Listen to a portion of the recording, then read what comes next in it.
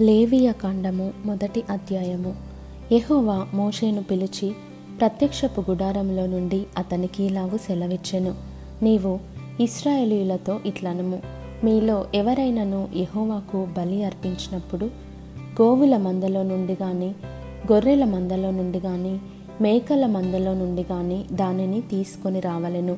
అతడు దహనబలి రూపముగా అర్పించినది గోవులలోనిదైన ఎడల నిర్దోషమైన మగదానిని తీసుకొని రావలెను. తాను యెహోవా సన్నిధిని అంగీకరింపబడినట్లు ప్రత్యక్షపు గుడారం యొక్క ద్వారమునకు దానిని తీసుకొని రావలెను. అతడు దహనబలిగా అర్పించు పశువు తల మీద తన చెయ్యి నుంచవలెను.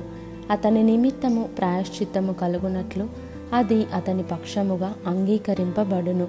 అతడు యెహోవా సన్నిధిని ఆ కోడెదూడను వధించిన తరువాత యాజకులైన అహరోను కుమారులు దాని రక్తమును తెచ్చి ప్రత్యక్షపు గుడారము ఎదుటనున్న బలిపీఠము చుట్టూ ఆ రక్తమును ప్రోక్షింపవలెను. అప్పుడతడు దహన బలి రూపమైన ఆ పశు చర్మమును ఒలిచి దాని అవయవములను విడదీసిన తరువాత యాజకుడైన అహరోను కుమారులు బలిపీఠము మీద అగ్ని ఉంచి ఆ అగ్ని మీద కట్టెలను చక్కగా పేర్చవలెను. అప్పుడు యాజకులైన అహరోను కుమారులు ఆ అవయవములను, తలను, క్రొవ్వును బలిపీఠము మీదనున్న అగ్నిమీది కట్టెలపైని చక్కగా పేర్చవలెను. దాని ఆంత్రములను, కాళ్లను నీళ్లతో కడుగవలెను.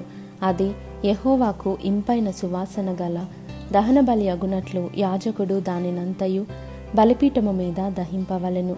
దహనబలిగా అతడు అర్పించినది గొర్రెల యొక్క గాని, మేకల యొక్క గాని మందలోనిదైన ఎడల అతడు నిర్దోషమైన మగదాన్ని తీసుకొని వచ్చి బలిపీఠపు ఉత్తర దిక్కున యెహోవా సన్నిధిని దానిని వధింపవలెను. యాజకులగు అహరోను కుమారులు బలిపీఠము చుట్టూ దాని రక్తమును ప్రోక్షింపవలెను. దాని అవయవములను, దాని తలను, క్రొవ్వును విడదీసిన తరువాత యాజకుడు బలిపీఠము మీదనున్న అగ్నిమీది కట్టెలపైని చక్కగా పేర్చవలెను. దాని ఆంత్రములను, కాళ్లను నీళ్లతో కడుగవలెను. అప్పుడు యాజకుడు దానినంతయు తెచ్చి బలిపీఠము మీద దానిని దహింపవలెను. అది దహన బలి, అనగా యెహోవాకు ఇంపైన సువాసన గల హోమము. అతడు యెహోవాకు దహన బలిగా అర్పించినది పక్షిజాతిలోనిదైన ఎడల తెల్ల గువ్వలలో నుండి గాని, పావురపు పిల్లలలో నుండి గాని తేవలెను. యాజకుడు బలిపీఠము దగ్గరకు దాన్ని తీసుకొని వచ్చి దాని తలను త్రుంచి బలిపీఠము మీద దాన్ని దహింపవలెను. దాని రక్తమును బలిపీఠము ప్రక్కను పిండవలెను. మరియు దాని మలముతో దాని పొట్టను ఊడదీసి బలిపీఠపు తూర్పు దిక్కున బూడిదను వేయుచోట దానిని పారవేయవలెను. అతడు దాని రెక్కల సందున దాన్ని చీల్చవలెను గాని అవయవ విభాగములను విడదీయకూడదు. యాజకుడు బలిపీఠము మీద, అనగా అగ్నిమీది కట్టెలపైని దానిని దహింపవలెను.